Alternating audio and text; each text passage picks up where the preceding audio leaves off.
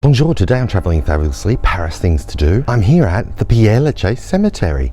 That's right, the Pere Lachaise Cemetary. You know what I say, whatever you do it fabulously. So why don't you come and join me on Travelling Fabulously? Bonjour, today I'm travelling fabulously. I'm not a little bit scared. No, I'm extremely scared. Why? Because I'm at the Pere Lachaise Cemetary. Well, I'm not really scared.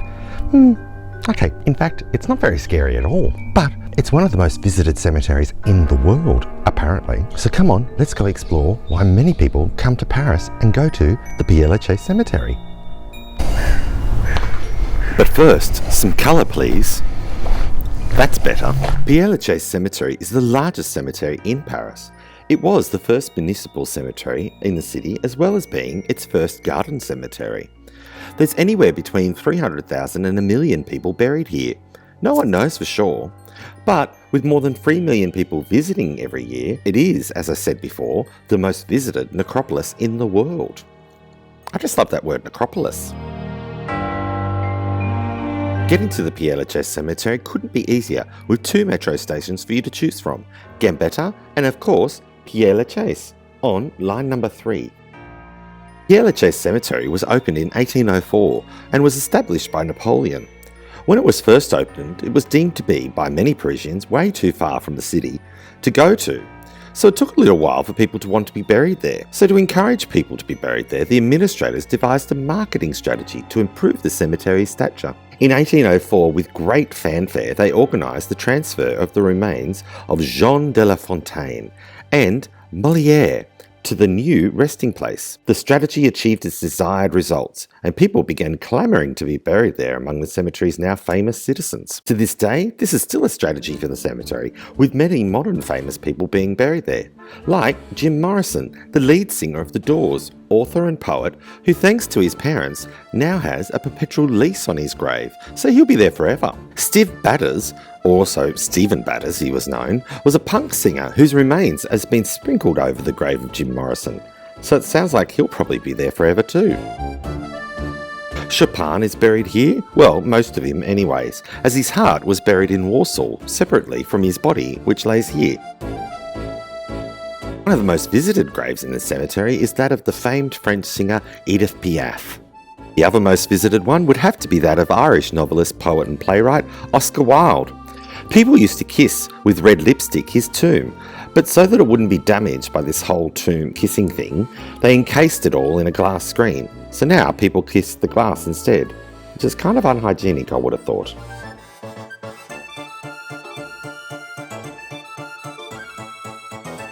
The grave of actress Sarah Bernhardt is a little hard to find.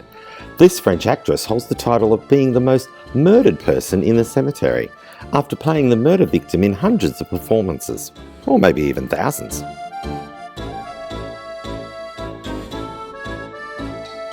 Over in the Columbarium is the empty urn remains of the opera singer Maria Callas. They were stolen but then recovered, and so it was decided that the singer would be then scattered into the Aegean Sea off the Greek coast, instead of being put back in its urn in this cemetery. But the plaque is still here to show that she was buried here at one stage. Pere Lachaise is still an operating cemetery and accepting new burials. However, the rules to be buried in this Paris cemetery are rather strict. Basically, it comes down to this. You pretty much need to have lived and died in Paris to get in there. And probably another prerequisite is to have a rather beautiful headstone. As well as many famous modern age people being buried here, there's also so many historical figures buried at Pere Lachaise. Right behind me is the grave of Victor Noir. He's possibly one of the most touched graves in Paris. Or should I say, touched up. Well, he probably is getting more action dead than he did alive. Poor fellow.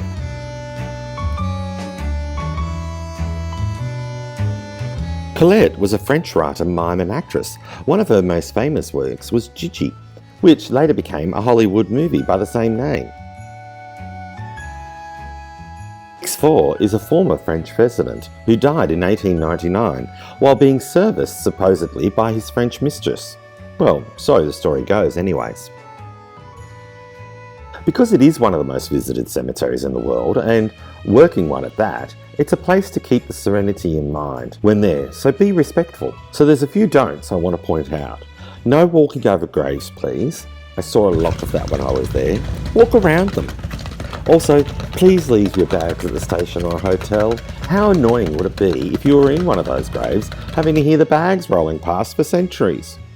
Finally, if you are standing out the front of a grave telling someone about who's in there, make sure your facts are right. I mean, also, how annoying would it be if you were down there listening to people talking about your life and they were saying the wrong thing and you can't do anything about it? Many Parisians can't afford the space of a grave at the cemetery nowadays, so they're going for an urn instead. There are many memorials around the cemetery for you to find and pay your respects at, to different wars and events of tragedy affecting France and its citizens, as well as some of the world's citizens.